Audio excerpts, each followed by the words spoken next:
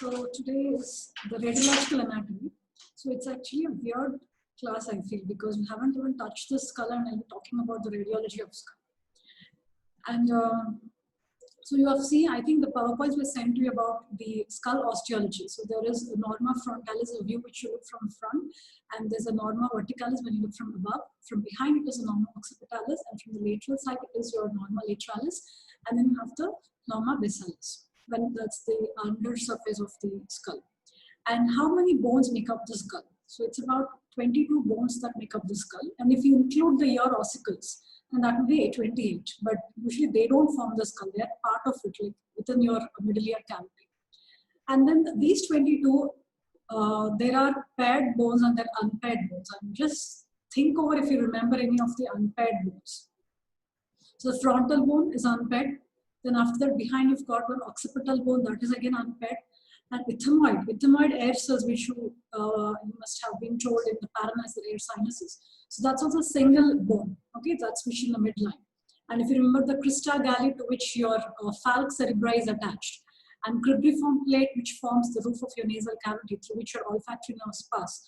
So that is all part of one bone, that is your ethmoid bone. It's a third unpaired bone.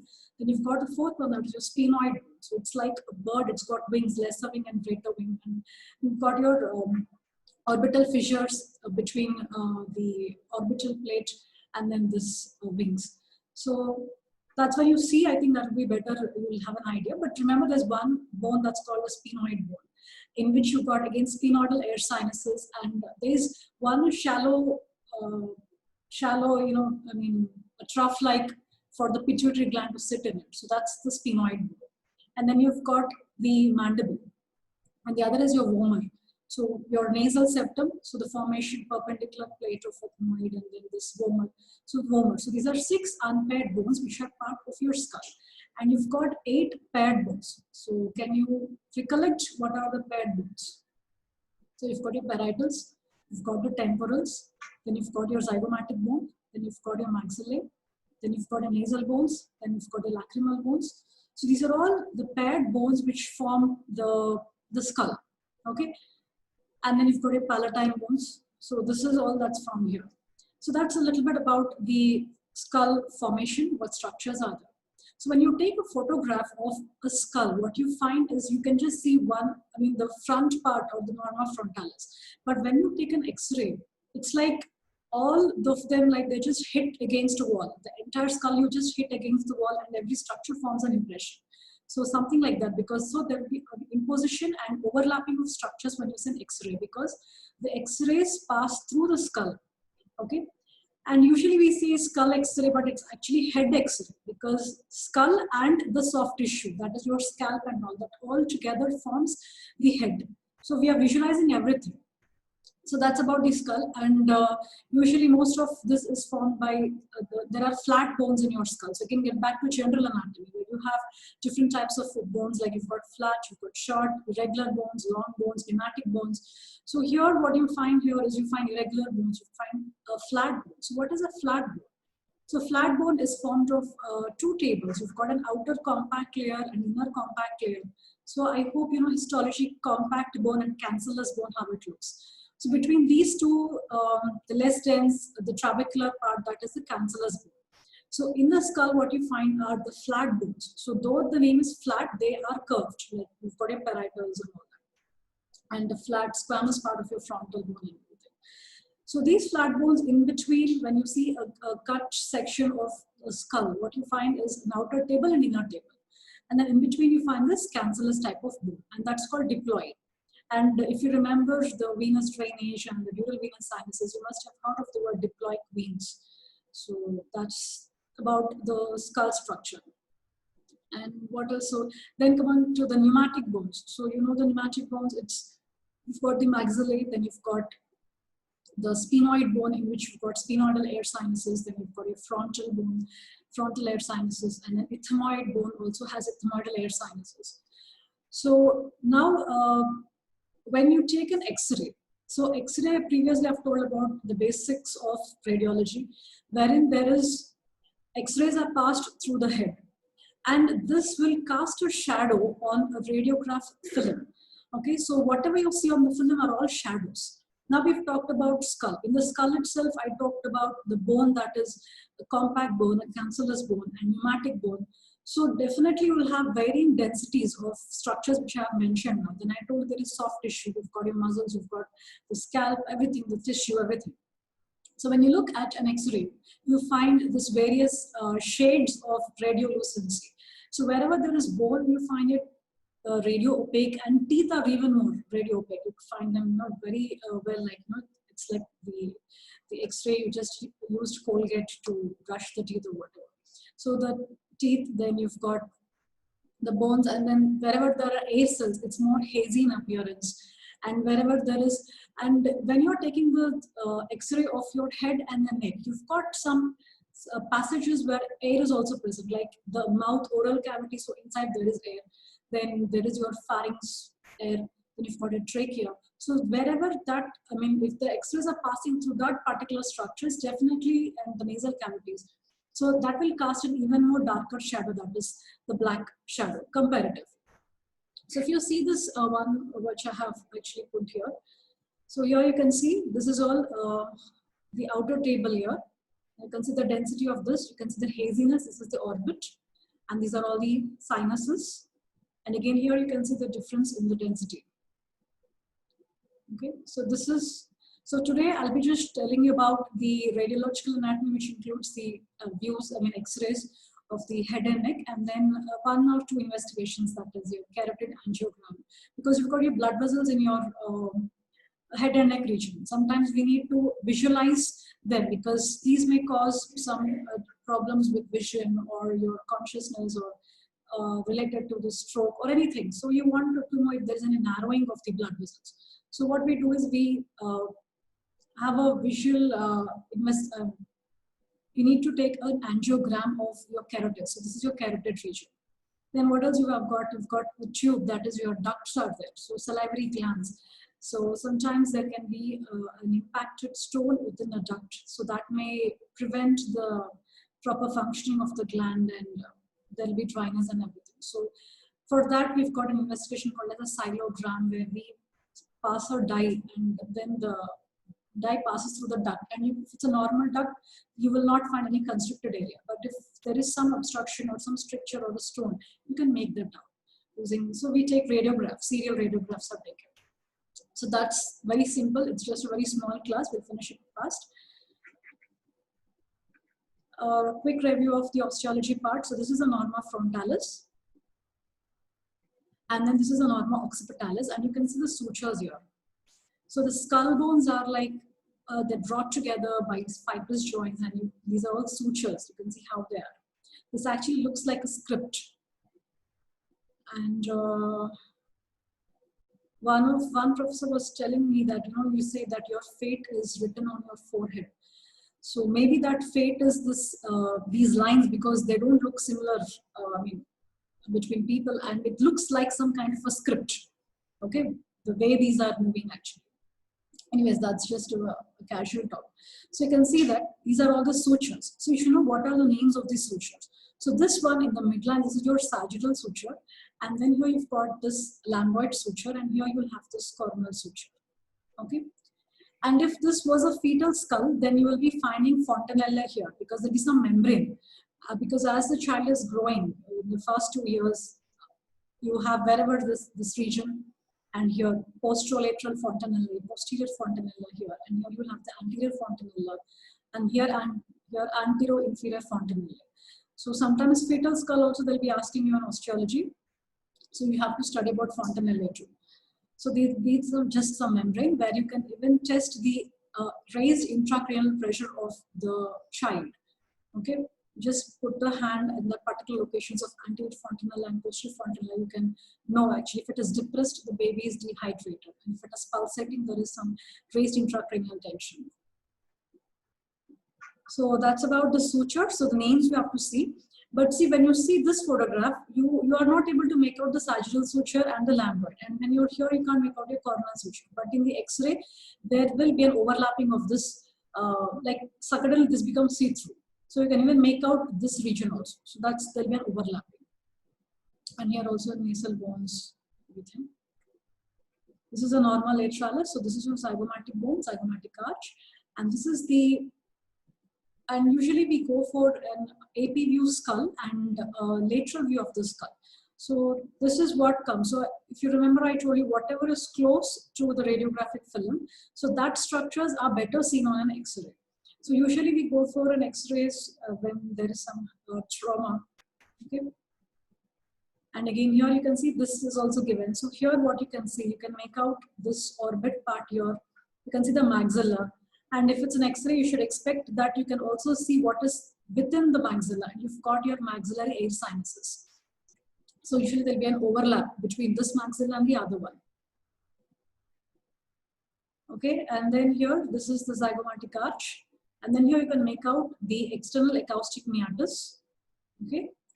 And then this is the mastoid process, the tip of mastoid process. And here, what can you find? You'll be finding the air cells. So again, when you see a lateral view of the X-ray here, again, you must be finding some haziness, which should, less radiolucent, which should be similar to that of your maxillary air sinuses somewhat.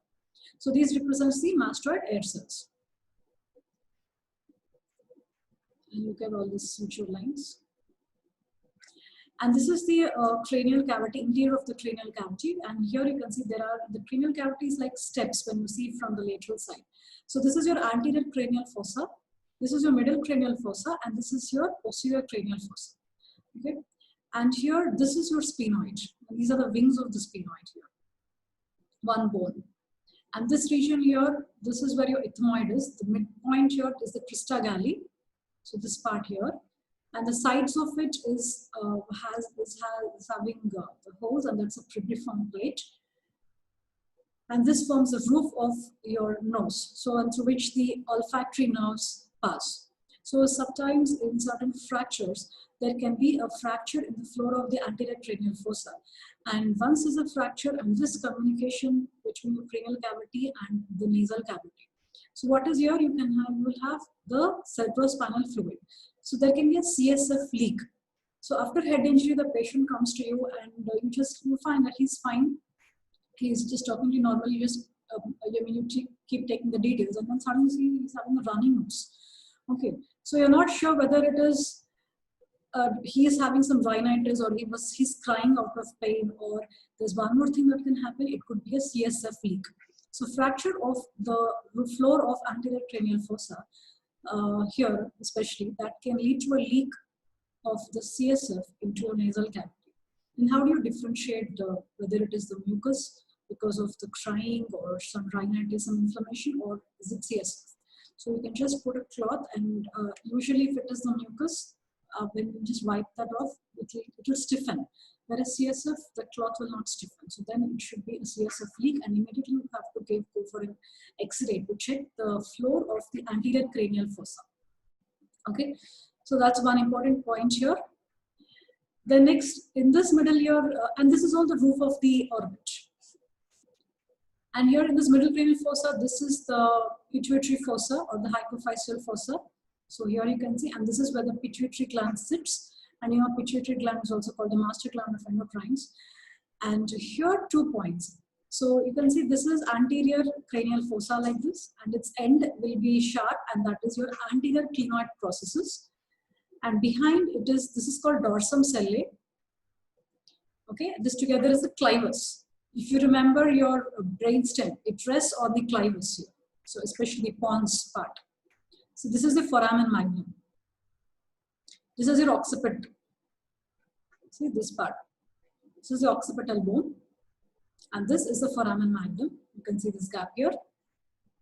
And this part is the clivus. And you can see this. Okay, this is part of basi occiput and basi sphenoid. And on this, the brainstem rests, and like this continues down into your spinal canal, the spinal cord. And in case of any acromegaly condition, or there's an increased, there's a pituitary gland tumor. So then when you take an X-ray, then there can be this erosion of the structure because it's going to go over it, and the bony erosion can be seen. The sharp margin will not be seen in the X-ray. So for that, so even in pituitary gland tumors, okay, when a child comes and is abnormally long compared to, tall, when you compare it with his age, then you can suspect some tumors here. And then you go for an X-ray in that condition. So endocrine disorders also, we go for an X-ray. And then this is all the posterior cranial fossa. Okay, so this, and then here, just below the sphenoid, you can make out the sphenoidal air sinuses. So to visualize sphenoidal air sinuses, it's better to go for a lateral view of the head. And then here, you can see this is the frontal air sinus. So this is some basics about the osteology part. So here is the maxilla. Okay, and this maxilla here, you can see this is the lower border of maxilla to which you can find the teeth. And then these two maxillae come together, midline, and this is an anterior nasal spine. And you can see the septum here.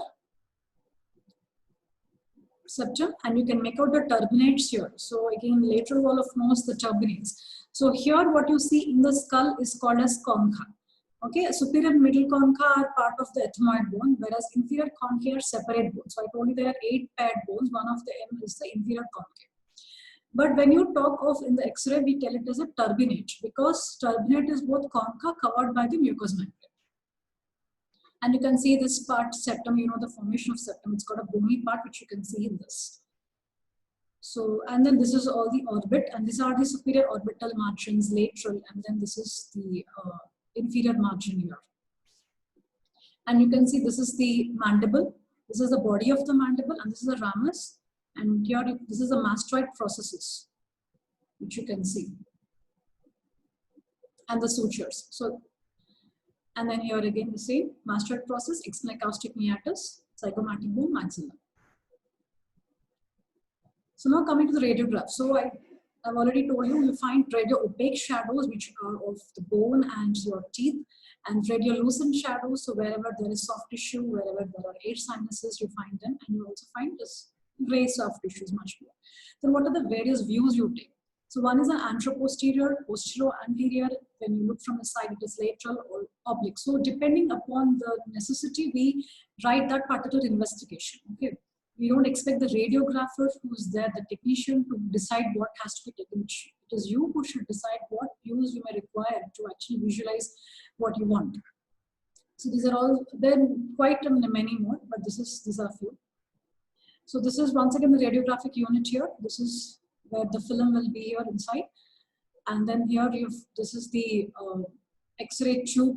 I mean, this is one variety. And you can see this part, the various views.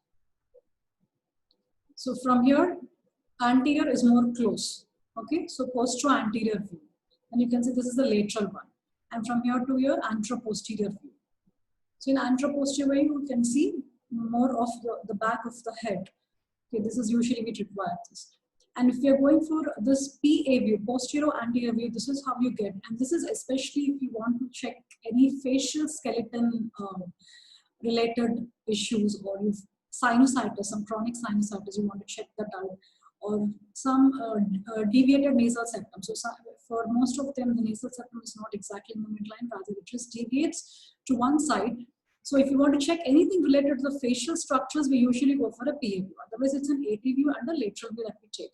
You can see the lateral view here, and here even the neck is also covered. So this is the PA view. So what do you see in the PA view? So here you can make out, see, this suture is actually not there in the skull picture which I have shown you previously. But this is an overlapping, the lambdoid suture. Then you've got the sagittal suture. This is actually the behind part sagittal suture that you're seeing forward. And here you've got the coronal suture. And this part here, so you can make out the orbital margins like this. Then the center, this is the crista galli. And this part, this is the cribriform plate. Okay. And this in the frontal bone, these are the frontal air sinuses. So you can make out the bony part, and you can see comparatively this is radiolucent. Then this is the septum of the nose. Okay, nasal septum. And this is the anterior nasal spine. And you can see this is a lateral wall of the nasal cavity, and you can also make out the turbinate. So here I use the word turbinate because the bone is covered by the mucous membrane, and you're seeing both the soft tissue related to it as well as the bone structure. And then this is the location of the maxillary sinus. Okay, and then here you can make out the teeth, the alveolar margin of the maxilla.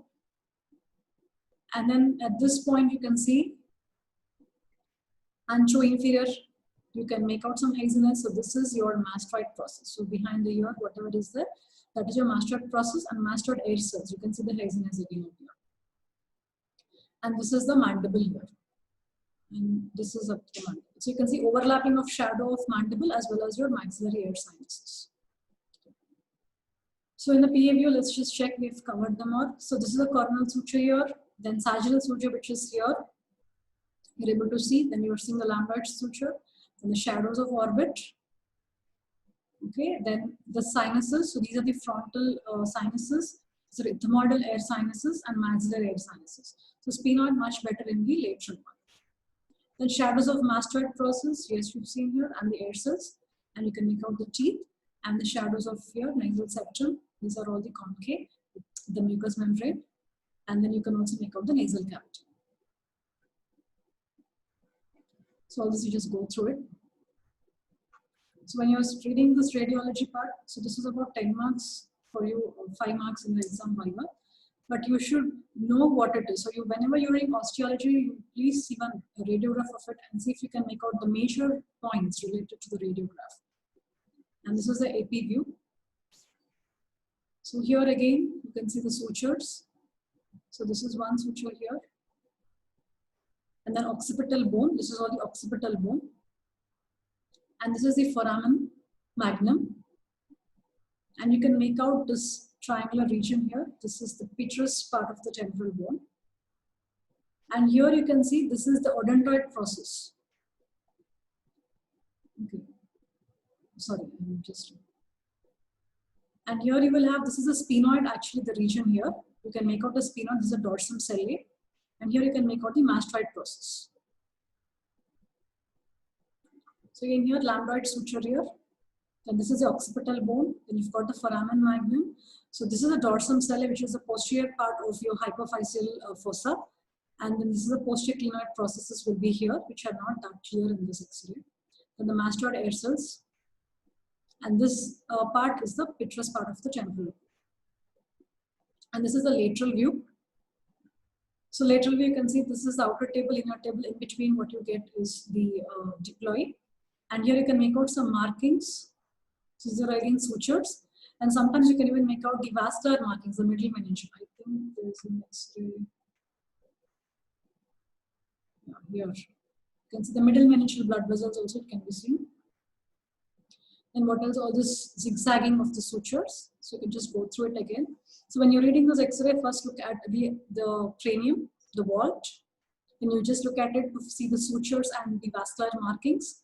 Then you look at this frontal air sinus part. And this is the base here. So stepwise we have to go. This is the anterior cranial fossa. So any fracture you will know here. Then this is the middle cranial fossa. You can make out this hypophyseal fossa. And then this is the posterior clinoid process and the dorsum sellae. Behind that, this radiodense region represents your petrous part of your temporal bone. And here external acoustic meatus. And here behind, these are the mastoid air cells. Again, here the same structures. You can just go through them. Then sometimes to visualize the paranasal air sinuses, one more view that we got is the occipitomeatal view, which is called Waters view. So in this, you can make out, see frontal air sinuses, you can make out the orbit, the nasal septum, everything, inferior orbital rim, you can make out in your zygomatic bone. And much here also you can see your zygomatic arch. Then again, petrous ridge. And you can see this is the mandible. And just below the mandible, what you find here, odontoid process. So this is what C2, the body of C1. So this part here, this is the odontoid process, which is part of your axis bone. So that's what you can see in this. Then come to the radiology of neck, again cervical spine. So usually they say C-spine in orthopedics. And here you can make out the spines of the cervical vertebrae, and then here you have the trachea. You can see the gas shadow of this. And you can see the bodies and also this rib, everything, the clavicle, medial limb. So they'll be checking the heights of the vertebral bodies and this intervertebral disc space. Then you can make out the pedicles. These are all the spinous processes, and this is the trachea. And you can also make out, so this is the first atlas, C1, this is the C2, and this is the odontoid process here. So open mouth view this is. Then you get this in the lateral view. Again, here you can make out so many bodies here. The cervical vertebrae. And this part, this is the odontoid process. All the cervical vertebrae. And in this, I think this is much better here. You can see the posterior arch and this is the anterior arch. So the atlas is having an anterior, it's like a ring. Okay. The C2 is called the axis. And axis has this long odontoid process which goes through the atlas ring. And this is the spine part, and you can see all the soft tissue shadow here. These are all the spinous processes. And you can see the articulation. So you can just check one picture of your cervical vertebrae, see the parts of it, and see this entire arrangement of all the 7 cervical vertebrae and compare it with this. Okay. So that's here, which you can see.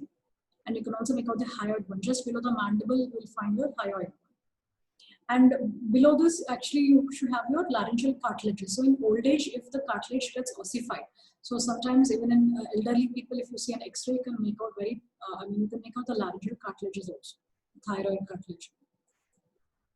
So that's about your X-ray. So X-ray head and neck region. So one is I've shown you the various views and what structures. So compare osteology and look at this. You will have an overlapping and the superimposition.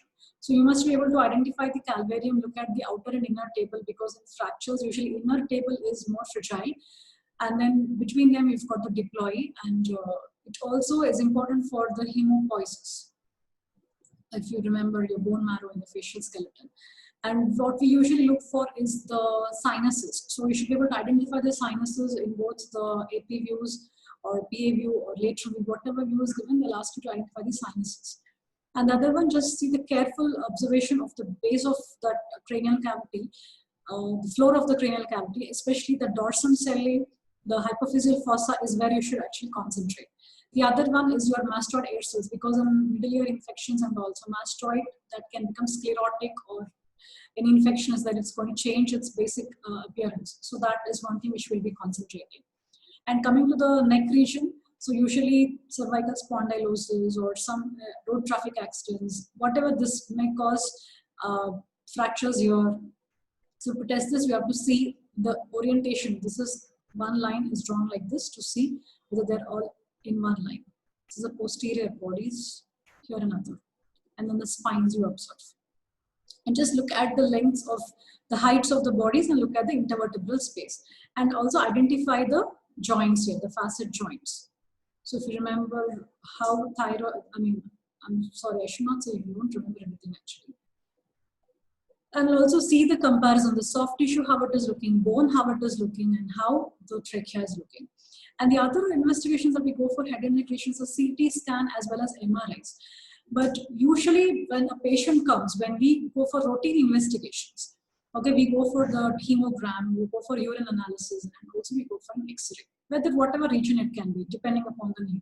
But you will not try to CT scan or an MRI immediately, because though the CT scan gives a much better look of the bones and MRI much better look of soft tissue, but that's not required actually. The basic level of X-ray reading, if you can understand, you can identify many things in the X-ray itself. Then depending on the need, you can go for a CT or MRI. So MRI is always important for your soft tissue, and the CT is for the bone. Okay. So if patient comes to you with headache, okay, just go and get a CT scan done and come. So that's a wrong way actually to go for. So most of them are diagnosed in your basic, the conventional radiographs. So after this, next we go for another investigation, that is angiograph. So this is again visualizing your blood vessels. So you've got your carotids. So the same thing, I'll just go through it. So catheter is introduced into a superficial vessel. So superficial vessels are what? So in the upper and lower limb, we are preferring the radial artery and the femoral artery. And this will go, so this is, they'll go in a retrograde direction, go up to this carotid, arch of aorta and all. And there they're going to release the contrast material, and that will go in the carotid system, and then it will take serial photographs. So this will be done to determine the blockage, narrowing of the arterial lumen, and for placing the stent if there is narrowing. See, the dye is released at the carotid level, and then it's going here, external carotid, internal carotid. And then you take serial pictures with time. And as the dye is passing, you can see the terminal branches much better. And if any blockage or anything, then you can make out here. Then you can plan your next action. Coming to xylography, so this is a radiographic examination of salivary ducts and salivary glands. So here, submandibular gland, you can see. And here, this is a stricture here. And this one here, parotid. Okay. And you can see from the opening side, they'll be injecting the contrast material that will pass here and it will go up to the gland. You can see the duct system, how it's filling the gland here. But if there's a stricture, it will not go. So introduction of a radio-opaque dye. Radio-opaque, only then you can see it on the X-ray. So radio-opaque dye into the ducts of salivary glands to be examined. So series of radiographs are taken, preferably in the lateral view, to assess the flow of the dye in the duct system and also into the glandular tissue. So stone or growth will cause obstruction and this will cause a filling defect. So this is a filling defect. Okay. So these are some of the investigations that are done. And this is an MRI of the orbit where you can make out the eyeballs and then this is the cerebellum here. And then you can see a section here. Again, in MRI, what you can see is there's a contrast between your gray matter and white matter is better seen in the MRI. And you can see in the orbit also you can make out the muscles which they are showing. So this is about the basic radiology of head and neck. So once you get back here, I'm not sure whether you're going to go directly to your examination hall or you'll be coming here. But whatever, after your theory, it's your practicals. When you get back here, I'll give you the X-rays which we have in the department so that you can, it should be actually an interactive one. Okay, so that's it for the class today.